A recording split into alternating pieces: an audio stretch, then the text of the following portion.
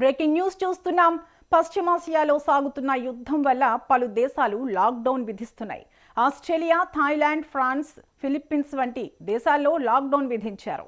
ఈ కోవలోనే మరో 200 దేశాలు కూడా ఉన్నట్లు తెలుస్తుంది.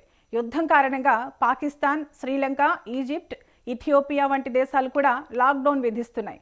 వారంలో 4 రోజులు మాత్రమే పని దినాలను పాక్ కల్పిస్తుండగా శ్రీలంక QR కోడ్ సిస్టమ్ను తీసుకొచ్చింది. ఇరాన్ సంక్షోభం కారణంగా అంతర్జాతీయ మార్కెట్లో చమురు, గ్యాస్ సరఫరా నిలిచిపోవడంతో దేశాలు అల్లాడిపోతున్నాయి. డిమాండ్కు తగ్గట్లుగా సరఫరా లేకపోవడంతో ఆయా దేశాలు విలవిల్లాడుతున్నాయి. చమురు వినియోగాన్ని తగ్గించడానికి కఠినమైన ఆంక్షలు అంటే ఎనర్జీ లాక్డౌన్లు అమలు చేస్తున్నాయి.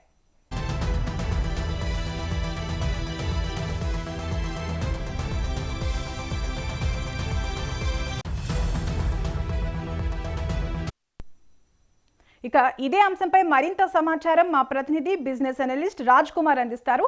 రాజ్ కుమార్, అసలు ఎనర్జీ లాక్డౌన్లు అంటే ఏంటి?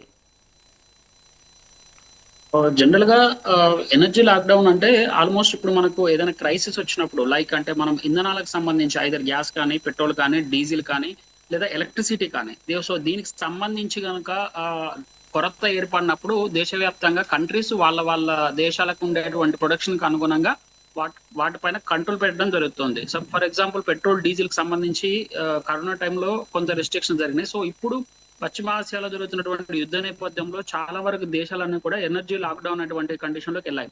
ఈ ఎనర్జీ లాక్డౌన్ లో భాగంగా ఏం చేస్తాయంటే అక్కడ ఉన్నటువంటి ఏదైతే పెట్రోల్, డీజిల్ అయితే ఎంత కొరత ఉందో, ఎంత ప్రొడక్షన్ అవుతుందో దాన్ని బేరేజ్ వేసుకొని అక్కడ ఉన్నటువంటి వాహనాల మీద రెస్ట్రిక్షన్స్ పెట్టడం జరుగుతుంది. అదేవిధంగా ఆఫీసులకు సంబంధించి కూడా పూర్తి స్థాయిలో సెలవులు ఇచ్చేసి ఇంట్లోనే ఉండడం వల్ల ట్రాన్స్పోర్టేషన్ ఖర్చు తగ్గుతుంది. దానివల్ల ఎక్కువ మొత్తంలో ఫ్యూయల్ వినియోగం తగ్గేటువంటి పరిస్థితి ఉంది కాబట్టి సో ఆ ఫ్యూయల్ కంట్రోల్ చేయగలుగుతున్నాయి. అదేవిధంగా ఫుడ్ కి సంబంధించి కూడా హోటల్స్, తర్వాత రెస్టారెంట్స్ అన్ని కూడా ఆల్మోస్ట్ ఇప్పటికే ఎల్పిజి దొరక్క పూర్తిగా మూసి వేసినటువంటి పరిస్థితి కనబడుతుంది. సో దాని ద్వారా కొంత కన్సంప్షన్ ని తగ్గించుకోగలుగుతున్నాయి. ఇప్పుడు పూర్తి స్థాయిలో నాట్ ఓన్లీ ఎల్పిజి, పెట్రోల్, డీజిలే కాదు, ఏకంగా ఎలక్ట్రిసిటీకి సంబంధించి కూడా పూర్తి స్థాయిలో క్రైసిస్ వచ్చేటువంటి అవకాశం ఉంది. కాబట్టి సో ఎల్ఎన్జి ద్వారా కొన్ని ప్లేసులలో ఈ ఎలక్ట్రిసిటీ ప్రొడక్షన్ జరుగుతుంది, ఎంత రెన్యూబుల్ ఉన్నప్పుడు కూడా. సో అట్లాంటి దేశాలకు వచ్చేసరికి ఏంటంటే పూర్తి స్థాయిలో అక్కడ ఉన్నటువంటి ఎలక్ట్రిసిటీ పైన కూడా పూర్తి స్థాయిలో నిబంధనలు పెట్టాలని, ఏసీల వాడకాన్ని పూర్తిగా తగ్గించాలని, లేకపోతే పరిశ్రమలకు సంబంధించి సరఫరా చేసేటువంటి విద్యుత్తులో కొంత కోత ఇవ్వడము, సో ఇట్లాంటివన్నీ కూడా కొత్త రకమైనటువంటి మెజర్స్ తీసుకోవడం జరుగుతుంది. సో దాంట్లో చూసుకుంటే నాట్ ఓన్లీ ఈ జరుగుతున్నటువంటి యుద్ధం అనేది కేవలం ఒక అంటే మనం ఇండియాకు సంబంధించి ప్రస్తావనే కాకుండా పూర్తి స్థాయిలో ప్రపంచవ్యాప్తంగా ఉన్నటువంటి ఆల్మోస్ట్ అన్ని దేశాల్లో ఇలాంటి పరిస్థితే కనబడుతుంది. ఎస్పెషల్ గా రష్యా చూసుకోవచ్చు. రష్యా చమురుకు సంబంధించి ఉత్పత్తి కూడా వాళ్ళ దగ్గర ఉంది, క్రూడ్ ఉత్పత్తి కూడా ఉంది. సో వాళ్ళు కూడా పూర్తి స్థాయిలో రెస్ట్రిక్షన్స్ పెట్టుకున్నారు. ఏప్రిల్ 1 నుంచి ఆల్మోస్ట్ జూలై 1 వరకు పూర్తిగా ఏ కంట్రీస్ కూడా అక్కడ ఉన్నటువంటి క్రూడ్ ను సరఫరా చేయలేము, అంటే గ్యాసోలిన్ సరఫరా చేయలేము అనేటువంటి ఒక రెస్ట్రిక్షన్స్ పెట్టుకున్నాయి. సో దీని ద్వారా ఏంటంటే అక్కడ అవసరాలకు సరిపడా అక్కడ ఉన్నటువంటి ధరలు విపరీతంగా పెరిగిపోకుండా ఉండడానికి సో వీటిని ఒక కండిషనల్ గా అక్కడ ఇంప్లిమెంట్ చేయడం జరుగుతుంది. ఒకవేళ ఈ కండిషన్స్ కనుక మనం డీజిల్ పైన కానీ, గ్యాస్ పైన కానీ కనుక కండిషన్స్ పెట్టకుండా ఇష్టానుసారంగా ఈ క్రైసిస్ టైంలో వాడుకోవచ్చు, నిత్యావసరాల ధరలు పెరుగుతాయి, ట్రాన్స్పోర్టేషన్ ఖర్చు పెరిగితే ఆటోమేటిక్ గా నిత్యావసరాలు, పప్పులు, ఉప్పులు ఇలాంటి వాటిపైన తీవ్రమైనటువంటి ఇంపాక్ట్ పడేటువంటి అవకాశం ఉంటుంది. సో అది పూర్తిగా అల్టిమేట్ గా కామన్ మ్యాన్ పైన పడి కామన్ మ్యాన్ ఒక జీవితం అనేది దుర్భరమైనటువంటి పరిస్థితి కనబడుతుంది.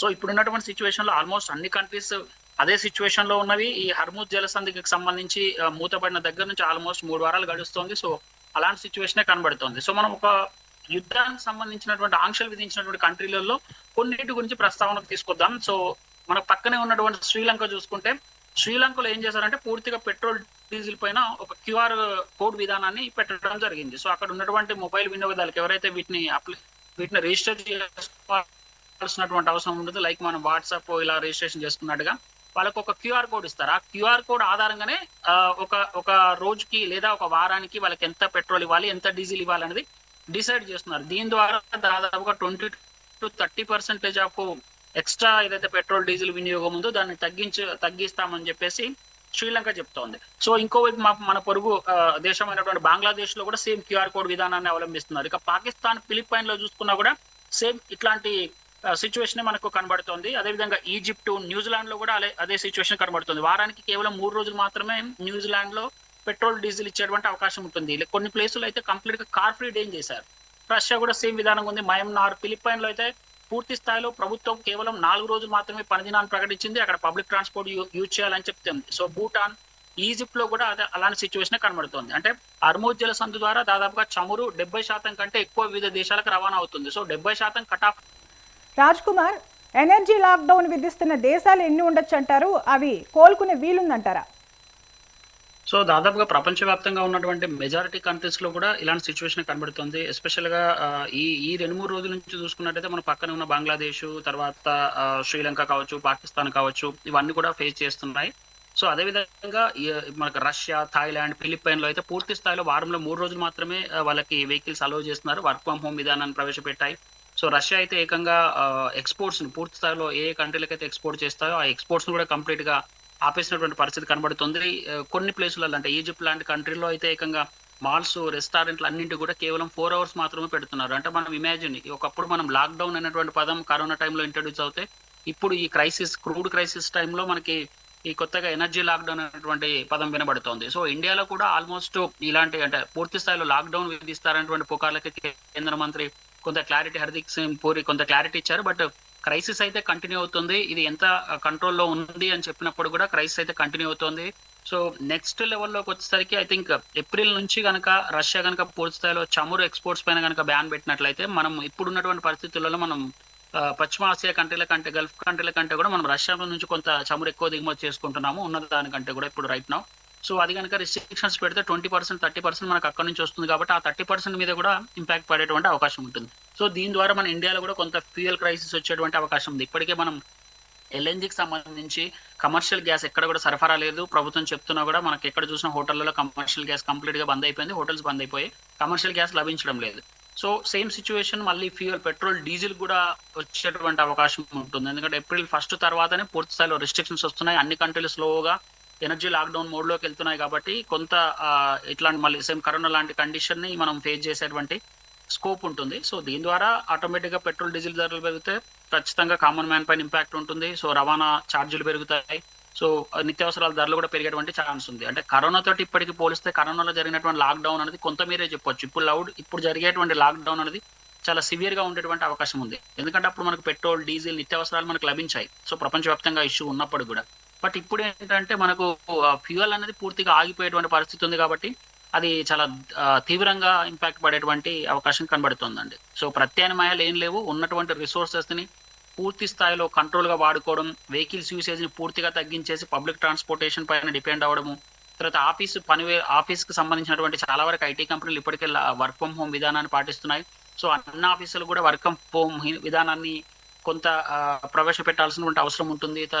తర్వాత హోటల్, రెస్టారెంట్స్ కి సంబంధించి కూడా పూర్తి స్థాయిలో రిస్ట్రిక్షన్స్ పెడితే కొంతమేర ఎల్పిజి అవైలబిలిటీ ఉంటుంది, కామన్ మ్యాన్ కు కాస్త వెసులుబాటు ఉంటుంది. తర్వాత ప్రభుత్వాలకు కూడా భారీ స్థాయిలో చమురును విదేశాల నుంచి కొనుగోలు చేసేటువంటి కొంత అదనపు భారం తగ్గుతుంది. ఎందుకంటే కంట్రీస్ ఎంత ఎక్కువ మొత్తంలో ఇంపోర్ట్ చేసుకుంటే అంత విదేశీ మార్గద్రవ్యం ఎక్కువ స్పెండ్ చేయాల్సి వస్తుంటుంది. అదే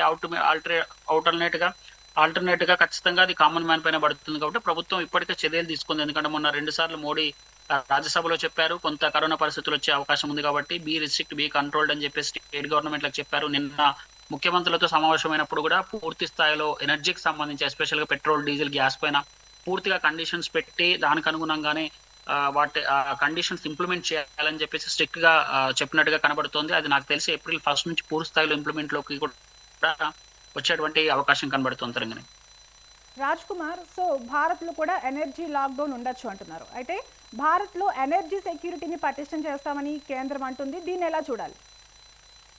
ఖచ్చితంగా అంటే ప్రభుత్వం ఆల్రెడీ ఈ సిచ్యువేషన్ వచ్చిన దగ్గర నుంచి ఎస్పెషల్ గా భారతదేశ ప్రభుత్వం పూర్తి స్థాయిలో ఎనర్జీకి సంబంధించినటువంటి రిసోర్సెస్ ని పెంచుకునేటువంటి ప్రయత్నం చేస్తుంది. సో అమెరికా మన మీద కొన్ని కండిషన్స్ పెట్టింది రీసెంట్ గా ఒక 2 months బ్యాక్. మీరు రష్యా నుంచి ఎక్కువ చమురు దిగుమతి చేసుకుంటున్నారు కాబట్టి ఆ చమురు దిగుమతి చేసుకుంటే మేము 200 నుంచి 300% మీరు ఏదైతే మాకు ఇక్కడికి ఎక్స్పోర్ట్ చేస్తారో వాటిపైన ట్యాక్స్ వేస్తామని చెప్పి బెదిరించడం జరిగింది. ఆ తర్వాత కొన్ని దఫాలుగా కొన్ని చర్చల ఫలితంగా ఇప్పుడు ఈ వార సంక్షోభం స్టార్ట్ అయిన తర్వాత మళ్ళీ అదే అమెరికా మనకు కొంత వెసులుబాటు ఇచ్చి రష్యా నుంచి మీరు చమురు దిగుమతి చేసుకోండి, ఎందుకంటే హర్ముజ్ జలసంధి నుంచి మెజారిటీ మీకు వస్తుంది కాబట్టి అని చెప్తే, సో మనం ఆల్మోస్ట్ 20 to 30% మనం రష్యా నుంచి ఇప్పుడు క్రూడ్ ఇంపోర్ట్ చేసుకున్నాం. బట్ వెరాజ్ ఎల్ఎన్జీకి వచ్చేసరికి, గ్యాస్కి వచ్చేసరికి పూర్తి స్థాయిలో ప్రాబ్లం ఏంటంటే మనం ఖతార్ తర్వాత రసల్కైమా అక్కడ ఆ ఏరియా నుంచి గల్ఫ్ కంట్రీస్ నుంచి మనం ఎక్కువ ఎల్ఎన్జీ తీసుకుంటున్నాం కాబట్టి ఆ ఎల్ఎన్జీ ఇంపాక్ట్ అనేది చాలా తీవ్రంగా పడింది. లాస్ట్ 2 వారాల్లో అయితే విపరీతమైనటువంటి క్రైసిస్ ఫేస్ చేశాం. సో ఇప్పుడు కొంత మనము మనకి ప్లస్ ఇరాన్కి ఉన్నటువంటి సత్సంబంధాలు వాణిజ్య ఒప్పందాల వల్ల, సో బయలటేరియల్ ట్రేడ్ వల్ల ఏంటంటే ఇరాన్ మనకు కొంత వెసులుబాటు ఇచ్చింది. మన జెండాలో ఉన్నటువంటి ఎల్ఎన్జి షిప్పుల్ని హర్ముజ్ జలసంధి కూడా అలో చేస్తుంది. బట్ వేరే అదర్ కంట్రీస్ కి సంబంధించి థాయిలాండ్ షిప్ కావచ్చు, మొన్న రీసెంట్ గా దాన్ని పేల్చడం జరిగింది. పాకిస్తాన్ కి సంబంధించిన షిప్స్ కావచ్చు, వాటిని పేల్చేయడం జరుగుతుంది. సో బట్ మనకు మాత్రం కాస్త వెసులుబాటు ఇచ్చింది. ఈ 1 వీక్ లో చూస్తే ఆల్మోస్ట్ 6 to 7 ఎల్ఎన్జి షిప్పింగ్స్ అన్ని మనకు ఇటువైపు మనకు ఇండియా వైపు రావడం జరిగింది. దాంట్లో బెంగళూరు ఒకటి, తర్వాత బెంగళూరుకి సంబంధించి, అదేవిధంగా రీసెంట్ గా 1-2 days బ్యాక్ వైజాగ్ కూడా ఒక ఎల్ఎన్జి షిప్ రావడం జరిగింది. ఇది కొంతమేర డొమెస్టిక్ అవసరాలకి ఈ షిప్ ఇదంతా ఉపయోగపడుతుంది. సో లక్కీగా ఏంటంటే మనం డొమెస్టిక్ అవసరాల్లో మనం మొత్తం గ్యాస్ లో ఆల్మోస్ట్ 86% డొమెస్టిక్ సిలిండర్సే ఉంటాయి ఇంట్లో వాడేవి. కాబట్టి ఖచ్చితంగా ఒక సిలిండర్ ఒక ఫ్యామిలీకి, చిన్న ఫ్యామిలీ అయితే ఖచ్చితంగా 2 నెలల వరకు వచ్చేటువంటి అవకాశం ఉంటుంది. సో కమర్షియల్ యూసేజ్ అనేది కేవలం 20-26% మాత్రమే ఉంది. కాబట్టి దాని మీద పెద్దగా ఇంపాక్ట్ పడలే. బట్ ఉన్నంతలో హోటల్స్ అన్ని కూడా మూసేశారు కాబట్టి కొంత రిస్ట్రిక్షన్ లో ఉంది.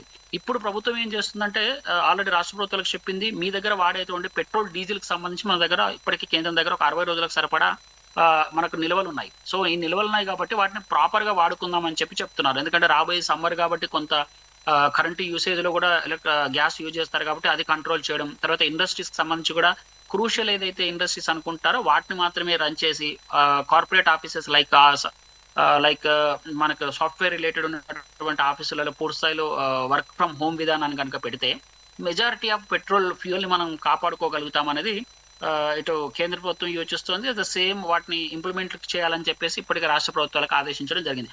బయటికి పూర్తి స్థాయిలో చెప్పనప్పటికీ కూడా ఆల్రెడీ మనం అట్లాంటి క్రైసిస్ లోనే మనం ఫేస్ చేస్తున్నాం. ఎనర్జీ లాక్డౌన్ అనేది అప్రకటితంగా మన దగ్గర జరుగుతుందనే చెప్పొచ్చు. నాట్ ఓన్లీ అదర్ కంట్రీస్ కాదు, మన ఇండియాలో కూడా జరుగుతుంది. సో మేబీ ఏప్రిల్ నుంచి పూర్తి స్థాయిలో కొంత వర్క్ ఫ్రమ్ హోమ్ విధానానికి కంపెనీలకు ఆదేశించేటువంటి స్కోప్ కనబడుతుందండి. Right, thank you Raj Kumar.